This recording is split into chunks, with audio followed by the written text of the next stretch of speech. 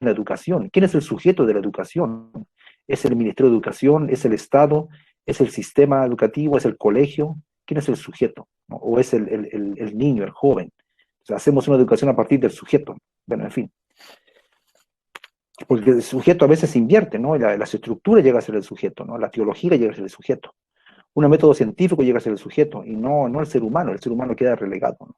Entonces, eso también es importante en la educación, y ahí lo trabajó Paulo Freire.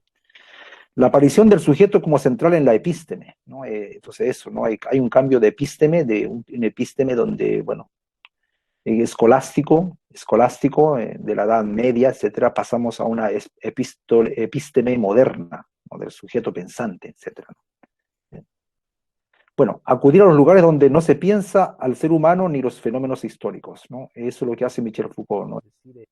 Ya no la historia lineal, ya no la historia oficial, sino pequeñas historias, ¿no? Pequeños acontecimientos, pequeños discurrires, donde acontecen, ¿no? A cosas, ocurren cosas. Esto también nos sirve para la investigación de ustedes, ¿no? ¿Qué van a investigar, verdad?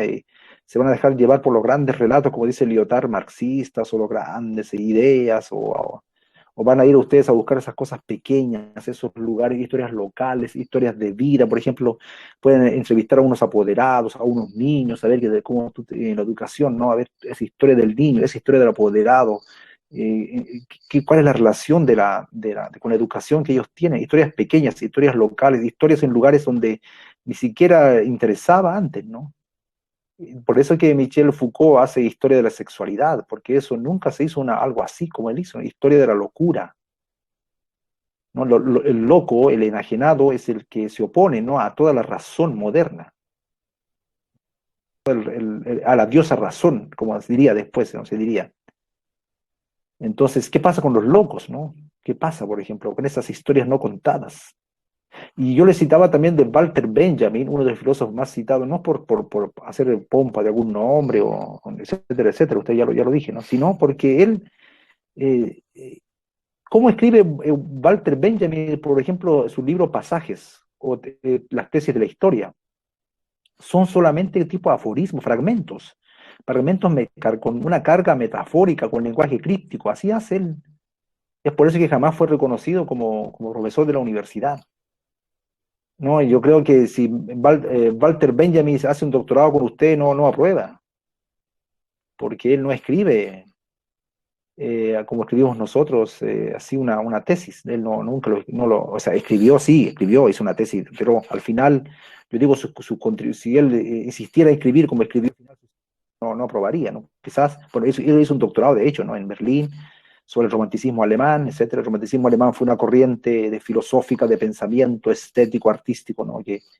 Uno de los movimientos más importantes del pensamiento alemán, ¿no? Del pueblo alemán, folk.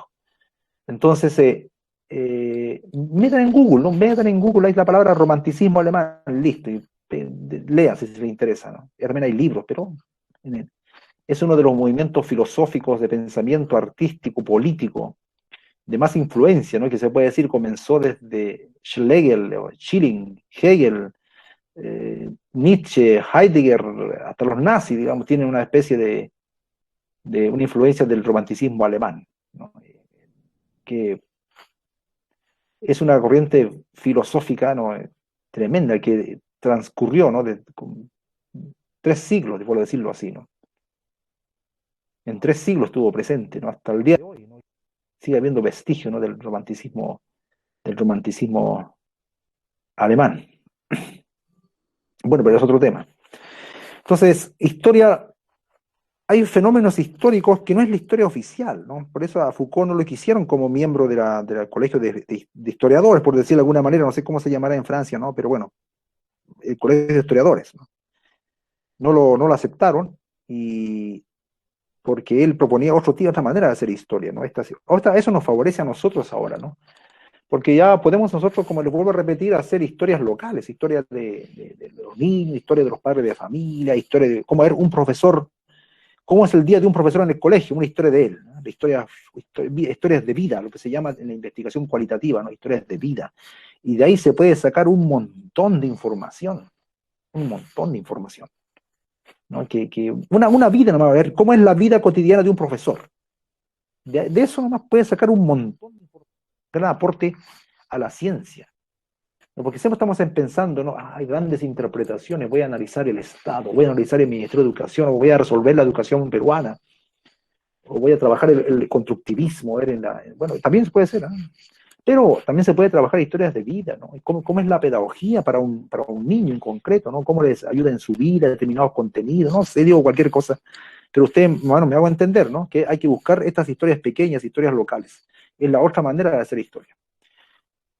Otro punto, ¿existe acaso un origen? ¿Hay que ir a buscarlo dónde? Bueno, eso me refiero porque yo no desarrollé, ¿no? Le dije que iba a plantearles el tema de la arqueología, aunque ayer lo dije. Arqueología, arge, significa orígenes en griego. La arqueología es que desde el presente, por ejemplo, hay un fenómeno que me interesa saber, ¿no? Por ejemplo, esto de la discriminación, ¿no? Racista, ¿de dónde viene? Digo, ¿no? ¿Por qué ahora hay racismo? ¿No? ¿Por qué yo voy a determinado barrio y me dicen indio? ¿Por qué? Digo, entonces yo hago ¿de dónde es el origen de este racismo? ¿No? Entonces hago una arqueología, es decir, voy buscando hacia atrás, ¿no? Desde mi presente, porque lo que me preocupa es el presente, no el pasado. Esa es otra diferencia, ¿no?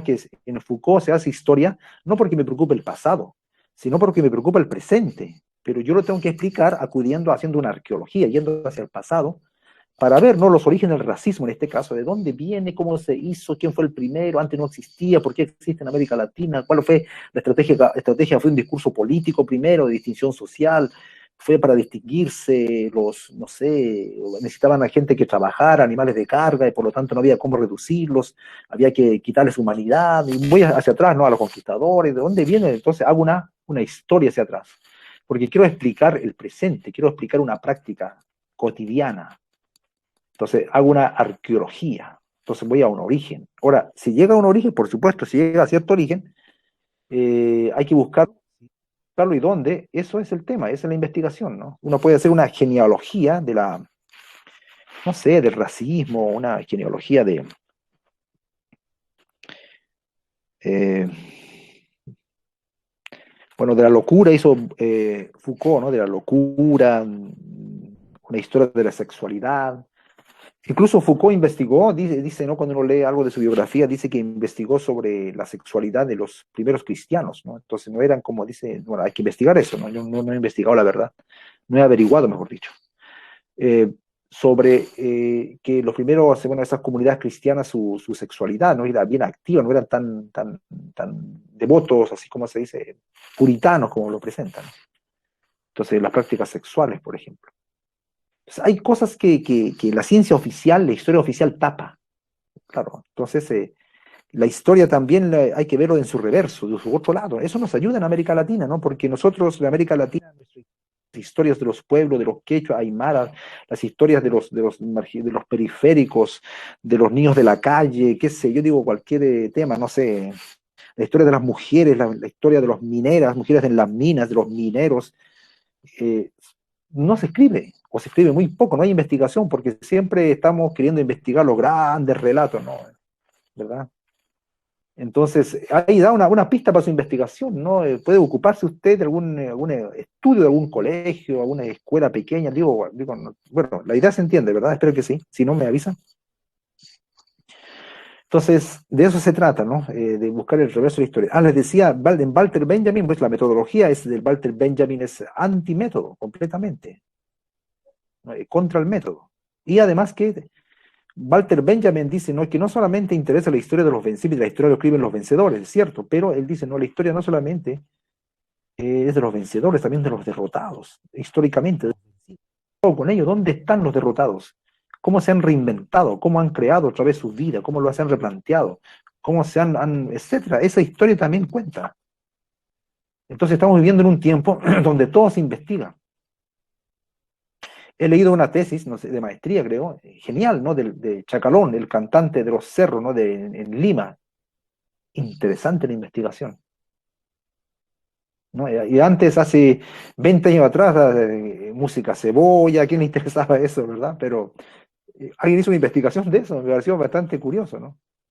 El Chacalón creo que se llama, ¿no? Ese de la música, de la cumbia, como, bueno, yo no conozco mucho de ese mundo, pero me interesó que hay investigaciones de todo esto, y es un aporte a la ciencia, porque nadie ha investigado eso, ¿no?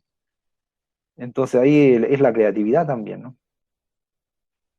Ahora, si a alguien le interesa esa investigación, lo tengo en PDF, lo puedo también subir si alguien manifiesta que le interesa, ¿no?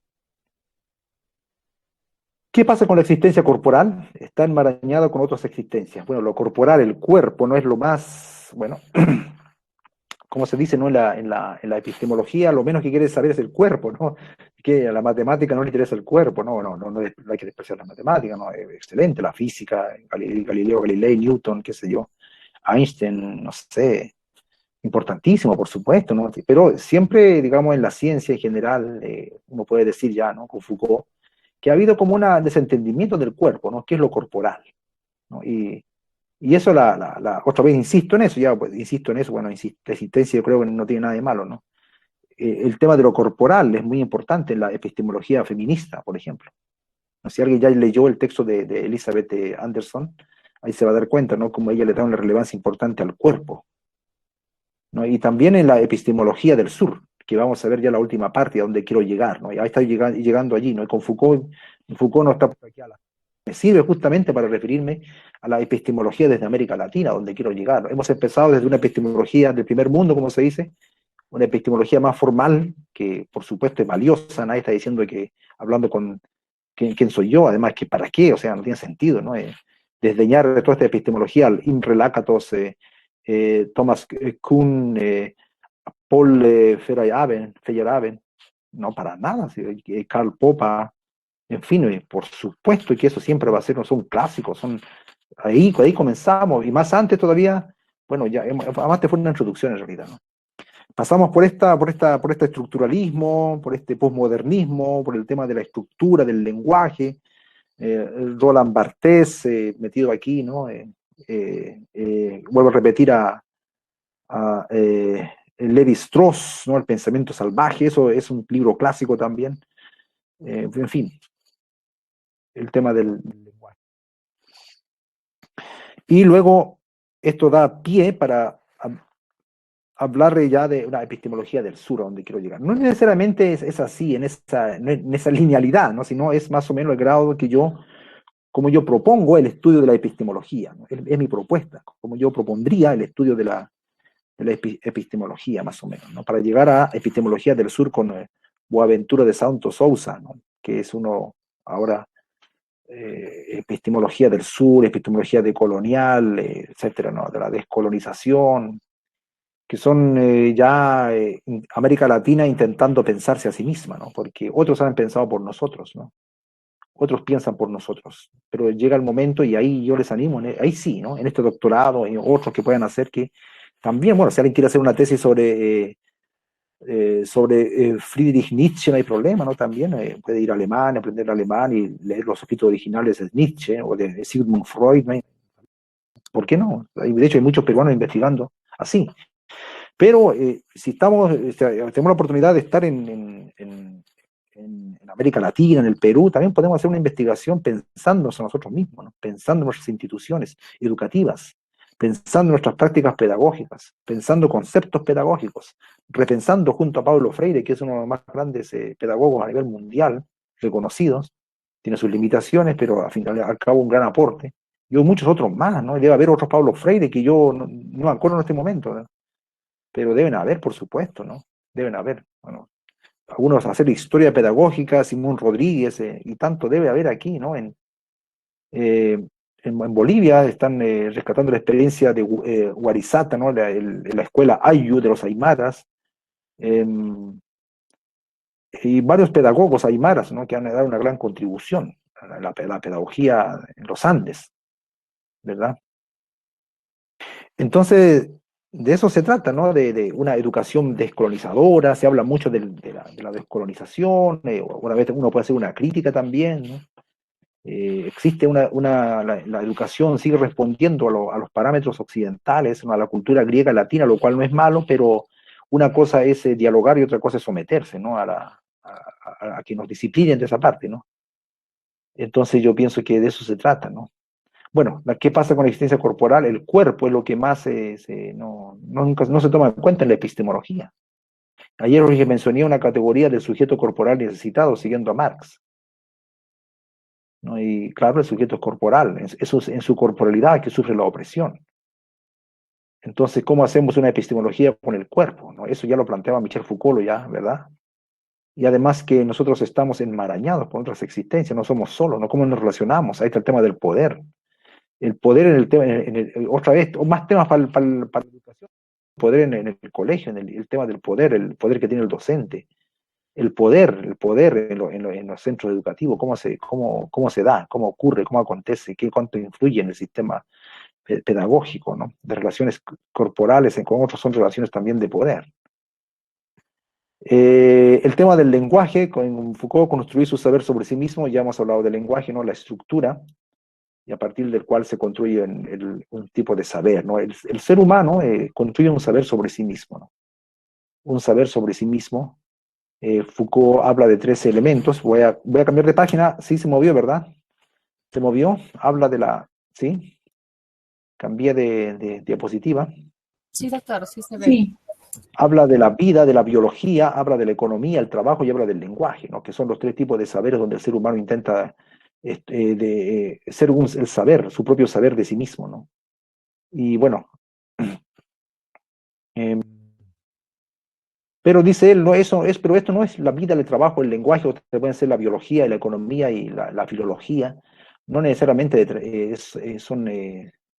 están en la ciencia, ¿no? Eso no es que es las ciencias humanas, está hablando de las ciencias humanas, ¿no? Es el ser humano, es el hombre, dice, ¿no?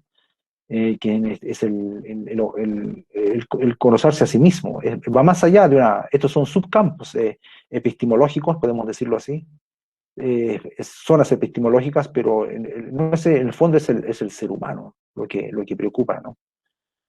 Y bueno, por eso abajo dice, el ser humano se representa, ¿no? Esto le permite hacer ciencia, entre otros, ¿no? Se representa la vida. De representaciones se trata, ahí yo le pongo, ¿no? Claro, estas diferentes representaciones. Lo que tenemos, otra vez siguiendo a Nietzsche, no son hechos, no hay hechos. ¿Dónde está el objetivo? No existe. Lo que existe son interpretaciones de hechos. Lo que existe, por lo tanto, es el lenguaje. Ahí donde decir, quizás haciendo un poco de vulgaridad, pero para simplificar, vulgarizando a Michel Foucault, no creo, no tanto, ¿no? Pero bueno, puede decir que el estructuralismo se come la estructura al ser humano, ¿no? Y el lenguaje, ¿no? Y el centro se vuelve el lenguaje y no el ser humano. En esta línea también está Lyotard, ¿no? Que Lyotard, bueno, lo han criticado, ¿no? Algunos, bueno, ya de la década del 60, todos los autores son de la década del 60, 70, hasta los 80 se leyó. En América Latina, con la caída del socialismo real, comienza a ser leído el 90, se leyó mucho, ¿no? A Lyotard, a Gianni Battimo, a Richard Rorty. Richard Rorty, el libro La filosofía y el espejo de la naturaleza, ¿no? La condición postmoderna que también tenemos que leer, Lyotard, bueno, entonces hay prácticamente la realidad son las grandes, los proyectos modernos son grandes relatos, ¿no? El marxismo, el cristianismo, el liberalismo y todo lo que usted quiera poner, el anarquismo, no sé. Entonces son no meros, pero grandes relatos, ¿no? Son temas del lenguaje. La estructura se come al ser humano, ¿no? La estructura, y el ser humano desaparece. Y en eso estamos, ¿no? Yo pienso que actualmente en epistemología del sur vuelve el ser humano como un sujeto que conoce, pero que conoce a partir de su lucha por su derecho a existir, ¿no? De los sujetos negados. Eso es lo que vamos a ver en la última parte.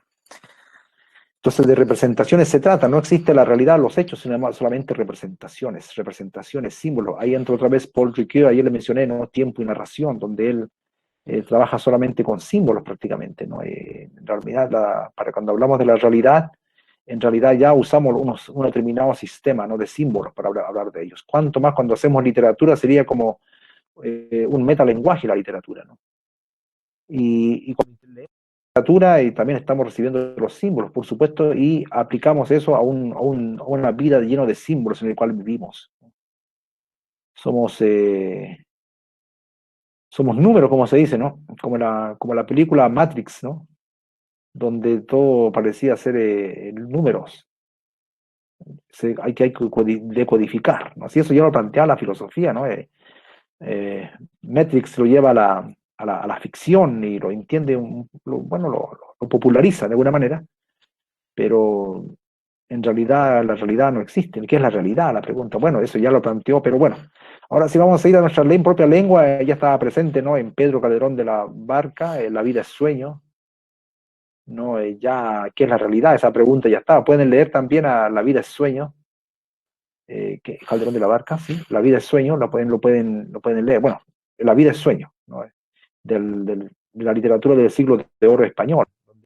Te plantea esta filosofía, ¿no? Entonces, en nuestra lengua ya tenemos planteada esta filosofía.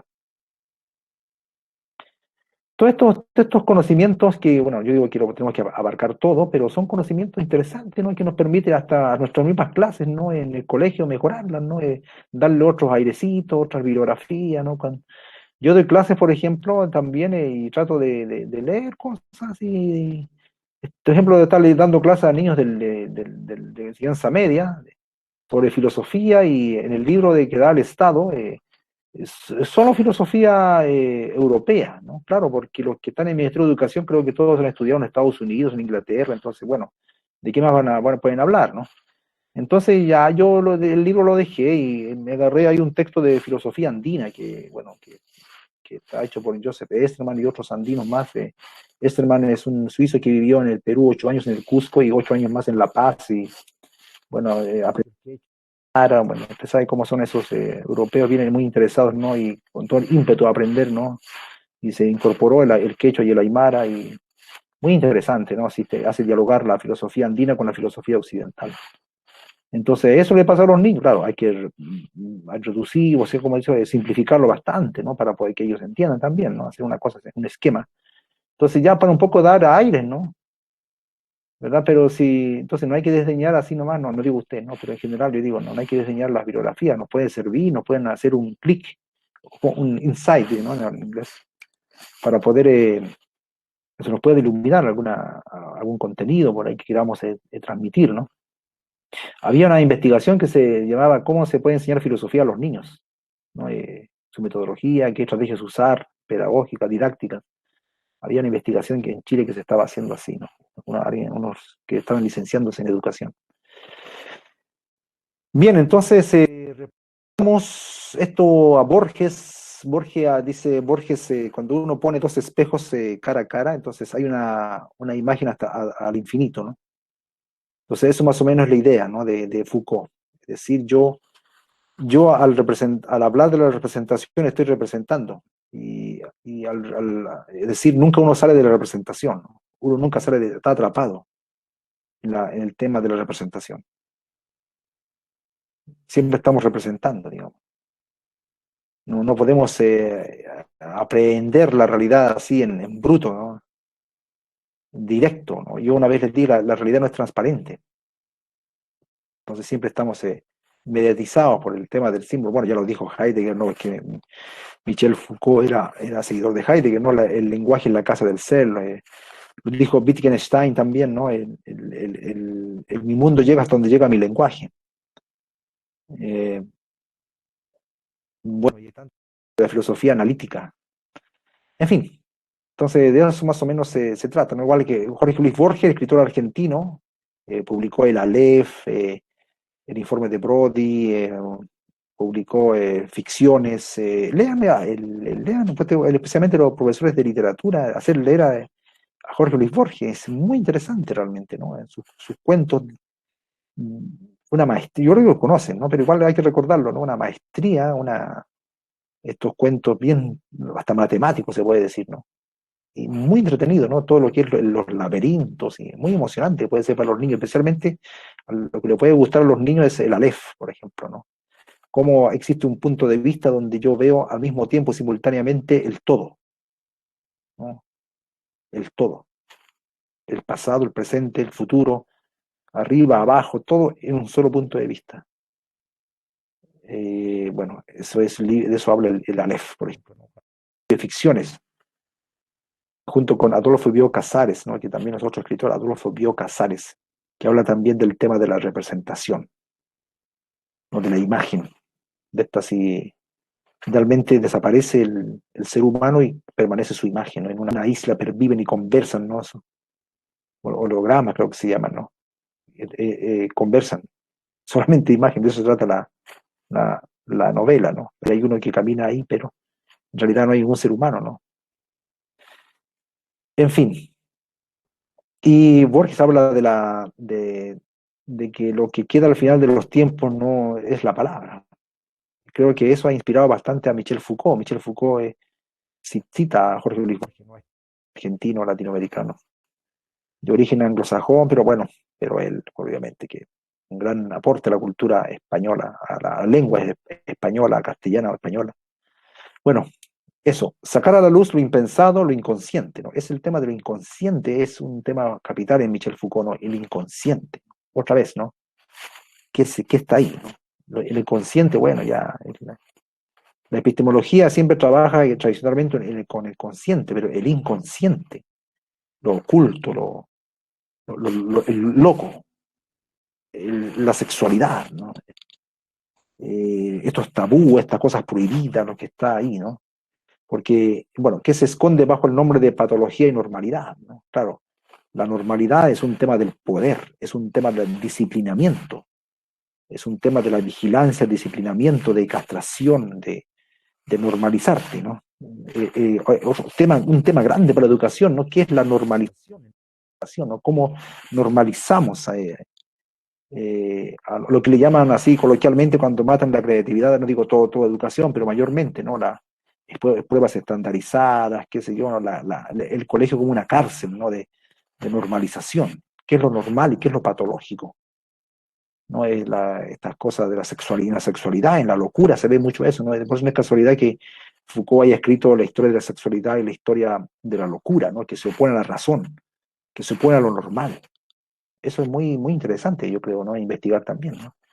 ¿Qué pasa con la existencia corporal? Bueno, esto ya lo hemos visto, creo, ¿no? Y la pregunta por la historia, ya los expliqué también, ¿no? No sé por qué se repitió eso.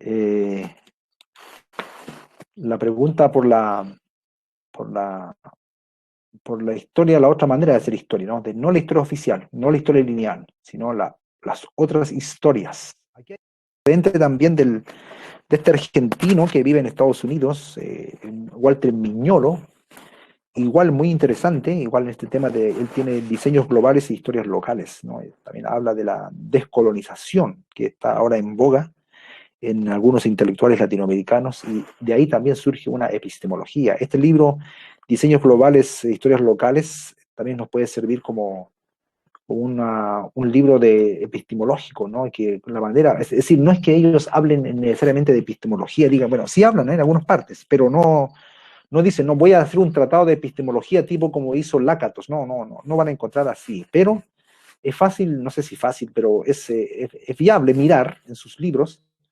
bueno, después de lecturas, por supuesto, interesadas, ver que hay una epistemología diferente que se está moviendo ahí, ¿no? La manera como ellos están haciendo ciencia, ¿no? La manera como justifican la ciencia que hacen, ¿no? ¿Verdad? Lo vemos en todos los libros en realidad, pero ahora como ya sabemos la materia, ya podemos fijarnos, ¿no? ¿Cuál es la epistemología que está detrás de José Carlos Mariátegui? ¿Cuál es la epistemología que está detrás de Antonio Cornejo Polar? La epistemología que está detrás del teólogo peruano Gustavo Gutiérrez. ¿Cuáles son sus bases epistemológicas que hay, ¿no? Y ya nosotros podemos identificar esto, ¿no? ¿Cuáles son las bases epistemológicas? En el caso de Michel Foucault, sería el tema de la estructura, el tema del inconsciente, ¿no? Son categorías epistemológicas, ¿no? El tema de la normalidad, el tema de la arqueología, la muerte del sujeto, del ser humano, reemplazado por la estructura, en fin, ¿no? Entonces ahí vamos sacando nosotros varias, por ejemplo, si a mí me dice ya, ahora a ver, para tu investigación saca algo de Michel Foucault, entonces yo sacaría de aquí, por ejemplo, de educación, puedo sacar el tema de la normalidad, ¿no? ¿Qué es normalizar? Como el tema de la historia, puedo analizar algunas historias locales por ahí para la investigación, el tema del cuerpo, por ejemplo, ¿no? El tema del poder, ¿no? La microfísica del poder, no es que exista un grupo dominante, bueno, eso ya lo saben ustedes, ¿no? No es que exista un grupo dominante, arriba me está oprimiendo aquí, no, el poder es milimétrico, es cotidiano, es día a día se ejerce el poder. El poder a veces de manera horizontal, ¿no? Entre propios compañeros de trabajo hay temas de poder, hasta en una pareja hay relaciones de poder, en un matrimonio hay relaciones de poder. Entonces, para el tema del poder, se dice que Michel Foucault es una bibliografía obligada para hablar del poder. Muerte del ser humano y estructuras. Bueno, eso ya lo señalé. Esto va a ser el tema, ¿no? ¿Ha muerto el sujeto? ¿Ha muerto el ser humano? Eh, bueno, en la información sobre Michel Foucault se lee, ¿no?, que cuando fue la Revolución de Mayo del 68 en Francia, la gran revolución estudiantil y ciudadana también, Michel Foucault no estaba presente, no estaba en Túnez haciendo una investigación. Y esta anécdota siempre lo van a escuchar ustedes, ¿no? Cuando se habla de Michel Foucault, se dice, le dijeron a Michel Foucault, ¿no? Las estructuras no bajan a la calle, ¿no? Es el sujeto, el ser humano el que baja a la calle. Y claro, entonces ahí como que hay un cuestionamiento, ¿no? Y después la década del 60 en América Latina, en la década del 60 vinieron los grandes movimientos revolucionarios, ¿no? El Che Guevara, y qué sé yo, las guerrillas en Bolivia, y los grandes movimientos populares, ¿no? Salvador Allende en Chile ganó las elecciones, en fin, ¿no? Y entonces no estaba muerto el ser humano, sino el ser humano estaba vivo. Había logrado, como decía Sartre, ¿no? El ser humano, el sujeto se impone las estructuras y tiene un poder creativo desde sí, ¿no? También, bueno, pero entonces no son las estructuras, sino es el ser humano el que está vivo. Y así, ¿no? Y bueno, después en América Latina, como ustedes saben, vino un periodo de dictadura cívica y militar, se dice en Chile, porque cívica es porque también participaron civiles, ¿no? Entonces la dictadura de Pinochet, que es en Chile se instaló el modelo neoliberal, que fue a algunos les gusta, ahí está la discusión, ¿no? Que se instaló para el resto del mundo incluso, ¿no? Fue un experimento social la dictadura de Pinochet. Incluso hasta Margaret Thatcher, la primera ministra británica, alababa a Pinochet y se aplicó después el modelo en todo el mundo, ¿no? Entonces Chile con Milton Friedman, los Chicago Boys, fue un centro de experimentación del modelo neoliberal, ¿no? Que se implementó sin democracia, o sea, con la oposición perseguida, eh, con torturados, con dictadura militar, cívica militar, se dice, ¿no? Porque gobernaron civiles, ¿no? Por ejemplo, los muchos civiles que están en el partido de derecha aquí en Chile son ex dictadores, se puede decir, ¿no? El discurso de derecha chilena se parece mucho a Bolsonaro, a Donald Trump. Hay una analogía incluso entre Keiko y Donald Trump, ¿no? Dicen muy parecido, ¿no? Y también, bueno, muy el discurso a Lasso de Ecuador, a Uribe, que sería más radical que Piñera, Uribe, ¿no? Uribismo, bueno, está Duque, pero detrás está Uribe, Álvaro Uribe, ¿no? En la política. Entonces, toda una derecha internacional y también una izquierda internacional. Bueno, esa lucha política es terrible, ahí no, porque hay diferentes posiciones y no es la idea, ¿no? Este es un curso académico, pero hablamos del ser humano, ¿no? Entonces, ¿dónde está el ser humano? Entonces, eso es lo que es la discusión a llegar, ¿no? Y con toda esta bibliografía, al final, ¿no? Hablar. Entonces, ¿cómo se hace epistemología desde ahí? ¿No? ¿Cuál es la epistemología que detrás de los grandes aportes de latinoamericanos como la teoría de la descolonización, Ramón Grossfogel, por ejemplo, sería un dato, Juan José Bautista, otro dato, eh, cómo se hace, ¿no? Epistemología. Hay varios intelectuales de nuestro continente que es interesante leer, ¿no? En fin. Y también, por supuesto, a mí también me interesa el pensamiento liberal, ¿no? En Chile está Axel Kaiser, por ejemplo, que, bueno, tiene algunas contradicciones ahí, ¿no? Porque como que no cree mucho cree en la democracia controlada. En realidad, el liberalismo cree en la democracia controlada, ¿no? O sea, la izquierda habla de la democracia radical, amplia. Eso es inviable para el liberalismo. El liberalismo necesita una democracia controlada, porque el liberalismo al final no cree, ¿no? En la democracia amplia, porque no funciona. Y tiene hasta cierto punto algo de razón también, ¿no? Porque te imaginas que todo democrático no llegamos a ningún lado, ¿no? Ha sido democracia amplia, que votemos para cada cosa como los suizos, ¿no? Bueno, que los suizos tienen otra cultura, ¿no? Otro tiempo, otro ritmo, no sé. Pero aquí no terminaríamos nunca, ¿no? Entonces es una democracia controlada, ¿no? Como lo fue Chile, lo sigue siendo una democracia controlada, una democracia tutelada. Bueno, pero eso ya es filosofía política, ya es otro terreno. Estamos aquí en epistemología. Pero de todas maneras, igual, las cosas se juntan, ¿no? Porque como decía Feyerabend, no, las cosas no están separadas, ¿no? Las cosas se juntan, ¿no? Están articuladas.